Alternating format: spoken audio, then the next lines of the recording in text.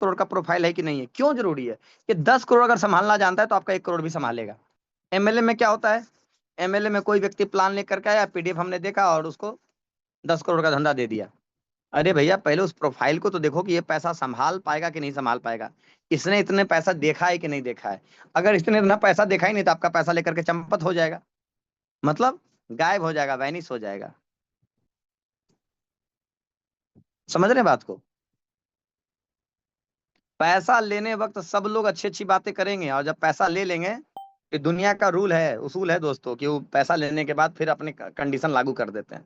तो सबसे पहली बात हमेशा मायने रखिए कि आपको पैसा देने के पहले, कोई काम किसी व्यक्ति के साथ शुरू करने के पहले उसका प्रोफाइल चेक करना बहुत जरूरी है। ठीक है।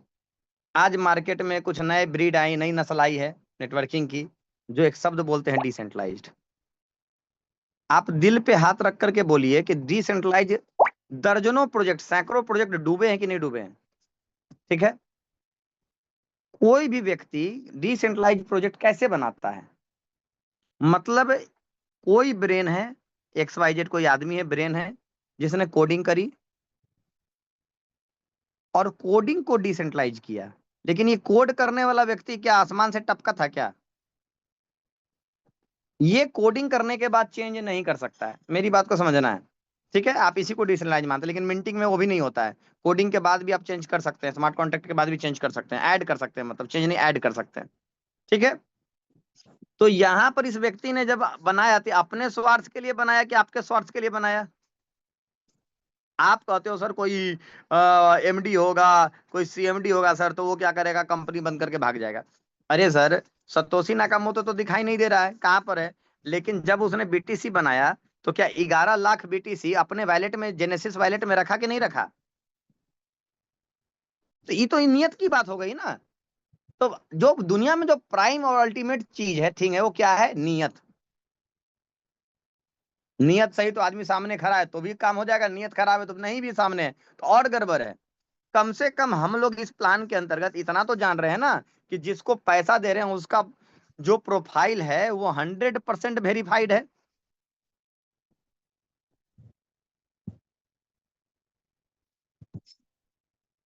10,000 करोड़ रुपए से ऊपर का प्रोफाइल है, सिलिकॉन वैली में रह चुका है बंदा, वीसी का काम कर चुका है, वेंचर कैपिटलिस्ट का काम कर चुका है, दुनिया का top rated Singapore established coin store crypto currency exchange है, गूगल वेरीफाइड है। दुनिया में कितने लोगों को जाकर के उनका आधार कार्ड पासपोर्ट से चेक करेंगे कि आदमी चरित्रवान है कि चरित्रवान नहीं? अरे काम कर्म से आदमी की पहचान होती है, अच्छा बुरा, पास्ट एक्सपीरियंस कैसा रहा है, मार्केट को क्या डिलीवर किया है, क्या प्रोजेक्ट बनाया, उसको किस सेक्टर का एक्सपीरियंस है। ठीक है। 100% ऑथेंटिसिटी की गारंटी आप दुनिया में किसी का भी नहीं ले सकते हैं। मैं कहता हूं कि 100% ऑथेंटिक तो भगवान भी नहीं होते हैं। अगर 100% ऑथेंटिक भगवान होते तो हर व्यक्ति अलग अलग भगवान की पूजा नहीं करता है। मतलब यहां पर भी आपको डाउट है। किसी को पूछिएगा, कोई कृष्ण का भक्त है तो कोई राम का भक्त है, कोई शिव भगवान का भक्त है, कोई इसी में हनुमान जी का भी भक्त है। ज्यादा हम इनको मानते हैं, इज्जत सबका करते हैं लेकिन ज्यादा हम इनको मानते हैं, इनसे ज्यादा लगाव है। मतलब समझ रहे हैं, एक तरह से बिलीफ लेवल कम होना, 99 भी करना, भगवान के ऑथेंटिसिटी पे भी प्रश्न चिन्ह लगाते हैं आप। समझ रहे हैं? तो ये पागलपन में भी नहीं पड़ना है कि जीवन में सब कुछ परफेक्ट मिलेगा तो ही शुरू करेंगे, ये करेंगे वो करेंगे। लेकिन अगर घर से चले थे और बेसिक जो माता पिता ने, गुरु ने, समाज ने जो बेसिक सिखाया था, ये बेसिक्स को भी अगर फॉलो नहीं करेंगे तो हर जगह बर्बादी होंगे, लिख के रख लीजिए। ठीक है। आप भी मार्केट में जाते होंगे तो कुछ ज्ञानी पंडित लोग आपको ये सवाल पूछते होंगे कि सर ये सेंट्रलाइज है कि डिसेंट्रलाइज है? तो पूछिएगा, ये ज्ञानी पंडित लोग तुम ही बताओ, तुम जो जन्मे हो सेंट्रलाइज जन्मे हो कि डिसेंट्रलाइज जन्मे हो? पूछिएगा ये सवाल। अगर तुम डिसेंट्रलाइज जन्मे हो भाई तो तुम रोबोट हो। तुम क्या हो? रोबोट हो, इंसान नहीं हो। मतलब हमारा जो डीएनए, हम जहां से जन्मे हैं, मूल जो हमारा है, जिस प्रक्रिया से आए हैं, सेंट्रलाइज प्रोसेस है, सेंट्रलाइज चीज पे, मतलब इंसान को इंसान पे भरोसा नहीं है। अरे भाई, इंसान को इंसान पे भरोसा करने के लिए प्रोफाइल देख लो, चोर है कि साधु है। लेकिन ये क्या मतलब, वो डिसेंट्रलाइज पे भरोसा करेंगे? मैंने, आप तो दर्जनों देखे होंगे, मैंने सैकड़ों प्रोजेक्ट देखे हैं डिसेंट्रलाइज के अंदर। आप कोडिंग प्लान बता दो। एक प्लान आया था आकाश डाव करके, अभी डिसेंट्रलाइज, कभी डूबेगा नहीं, जब तक धरती रहेगी तब तक चलेगा। एमडी मेरे से पटना में मिलने आया था, 1 घंटे की मीटिंग, मैंने बोला सर नहीं चला पाओगे, मैं लिख के देता हूँ, गारंटी देता हूँ। 1 महीने बाद फोन भी नहीं करना पड़ा, लोगों से ही पता चला कि उड़ गया, साफ हो गया। समझ रहे हैं बात को? आप जब इंडस्ट्री में आते हैं, आपको इंडस्ट्री का अगर डेप्थ नॉलेज नहीं होता है, तो न्यू टर्म्स जो होता है आपको अट्रैक्ट करता है। क्या करता है?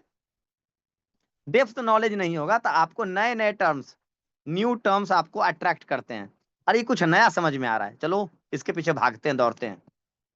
ठीक है, तो ये आपकी समझ है, और आपकी समझ ही सर्वोपरि है या मेरी समझ ही सर्वोपरि है, दोनों बात गलत है ना। मैं सर्वोपरि हूं, लेकिन मैं क्या करता हूं, आप लोग जब भी जूम मीटिंग में आते हैं तो मैं आपको सबसे पहले डेटा खिलाता हूं। मैं आपको क्या खिलाता हूं? Data feeding. हम इस डेटा के आधार पर मैं बोलता हूं कंपेयर कीजिए, और कंपैरिजन के आधार पर आप डिसीजन लीजिए। मतलब मैं अपना ज्ञान आप पे थोपता नहीं हूं, मैं अपना ज्ञान आपके ऊपर प्रेशराइज नहीं करता हूं कि मैं सही बोल रहा हूं और आप मेरी बात पे भरोसा करके कैरी पैक ज्वाइन कर जाइए या मेरे साथ कोई काम में शुरू हो जाइए। मैं बोलता हूं भाई इंडस्ट्री 20 साल 30 साल पुरानी इंडस्ट्री है, इन्वेस्टमेंट कोई आज का नहीं है। महामाजा.com 2003 में आया था, आप 26 में बैठो, 23 साल पुराना है। उसके पहले भी स्कैम होते, तो मैं तो मार्केट में आया तो लोगों ने बताया 1998 में स्कैम होता था पोस्ट ऑफिस वाला।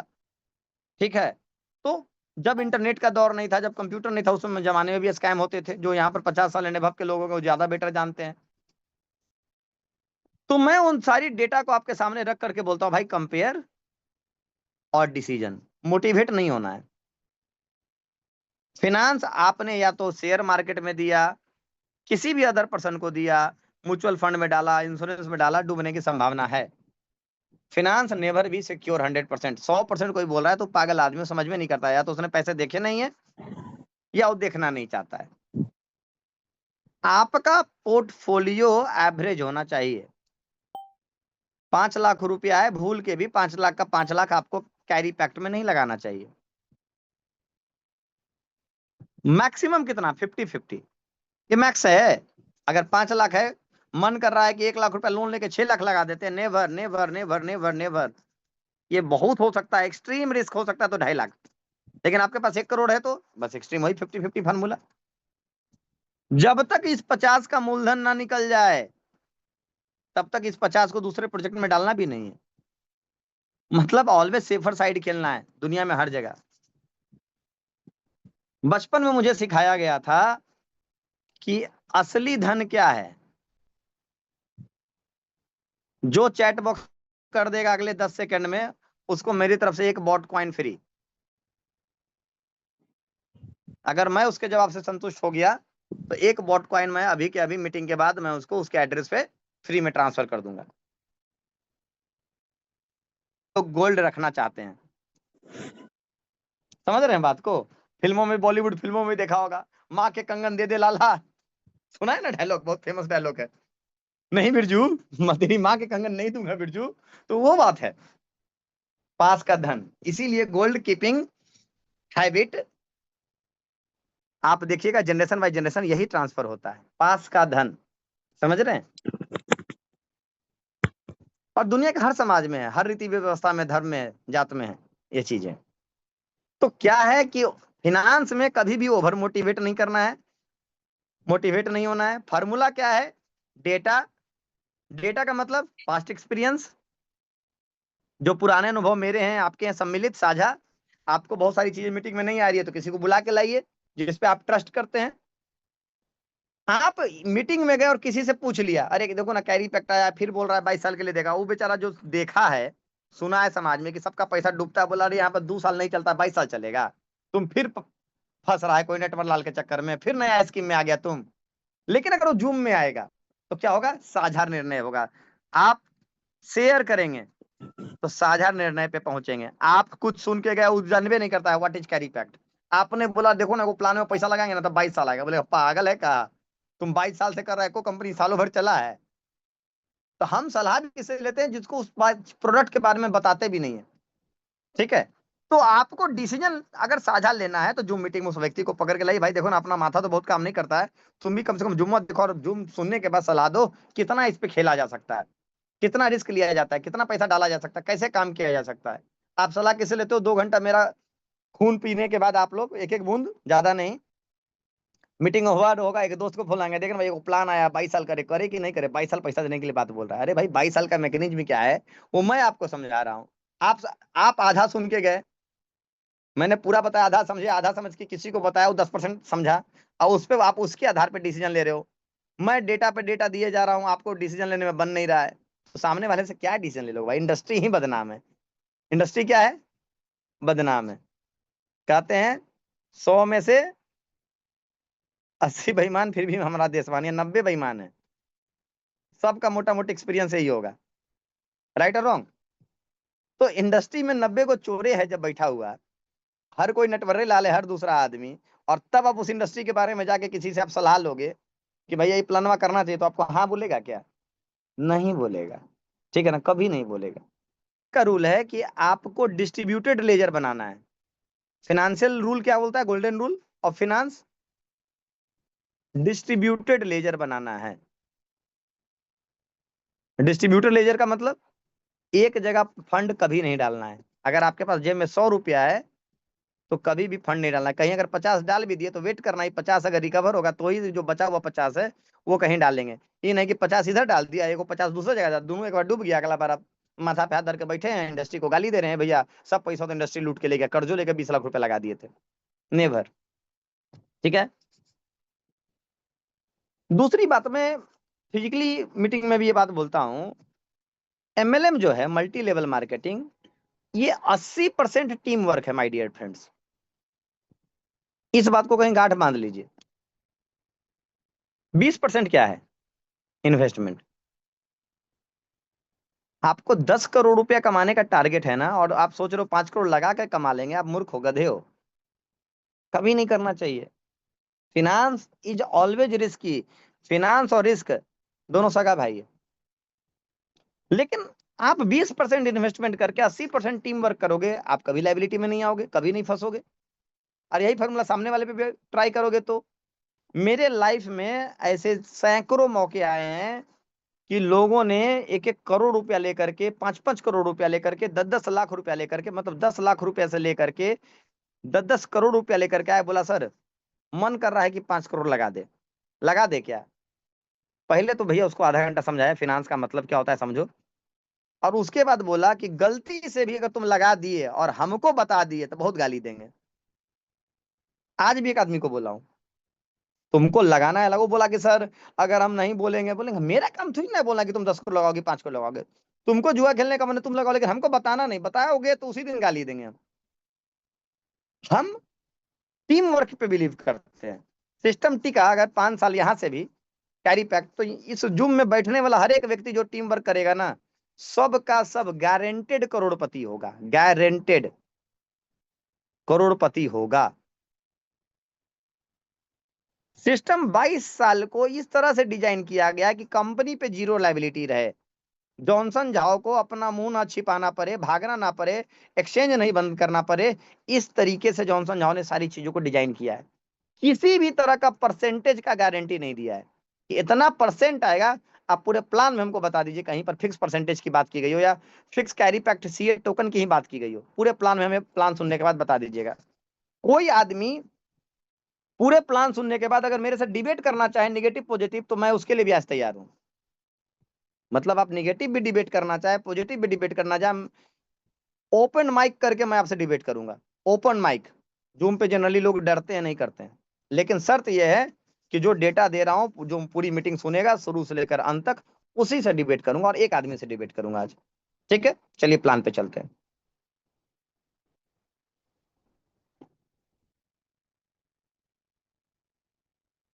लिख लिया? आप थोड़ा सा स्क्रीन में टर्न कर लेता हूं ताकि आपको समझने में आसानी हो। चलिए,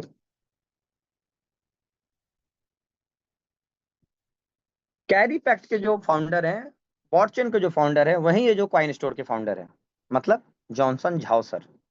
हांगकांग के नेटिव रहने वाले हैं। पिछले कई सालों से, लगभग 1 दशक से सिंगापुर में सेटल्ड हैं। सिलिकॉन वैली यूएसए में रह चुके हैं। वेंचर कैपिटलिस्ट रह चुके हैं। ब्लॉकचेन इंटरनेशनल फोरम के इनिशिएटर रह चुके हैं। तो बहुत अच्छा प्रोफाइल है फिनांस लेवल पे भी, मतलब फिनांस को समझते हैं। और ब्लॉकचेन को भी समझते हैं। आप देखो इनका कोर प्रोजेक्ट क्या है। कॉइन स्टोर एक cryptocurrency exchange blockchain project, botchain एक ब्लॉकचेन, कैरी पैक्ट एक blockchain related project, CA token blockchain पे बना हुआ डेवलप किया हुआ प्रोजेक्ट है। तीनों विंग के मालिक है। बॉट वैलेट इनके पास है अपना खुद का डिसेंट्रलाइज वैलेट, डेक्स है, स्वैप है, एक्सप्लोरर है, ब्लॉकचेन है, दर्जनों चीजें प्रोडक्ट बना चुके हैं। 28 जून को बॉट कार्ड भी लॉन्च कर रहे हैं वीजा। तो ये भी अब 21वीं शताब्दी में पूछना 2025 के बाद कि सर यूज केस क्या है, कुछ लोग आज भी नमूने मिल जाते हैं मार्केट में, बोलते हैं कि यूज केस क्या है। अरे भाई, अगर तुम यूएसडीटी में कन्वर्ट कर पा रहे हो तो उस प्रोडक्ट का सारा यूज केस है। अगर आप किसी भी टोकन, किसी भी कॉइन को अगर आप यूएसडीटी में कन्वर्ट कर पा रहे हो तो यूएसडीटी अपने आप में यूज केस है। पेपल भी आज यूएसडीटी एक्सेप्ट करने लगा है। समझ रहे हैं बात को। लेकिन क्या है, उनकी समझ कम है, इंडस्ट्री में बाद में आए हैं। तो पूछ सकते हैं, सवाल है, हंसाना भी नहीं चाहिए। हम नए लोग इंडस्ट्री में आएंगे तो हम लोग का कर्तव्य बनता है कि पुराने लोग हैं तो एजुकेट करें लोगों को।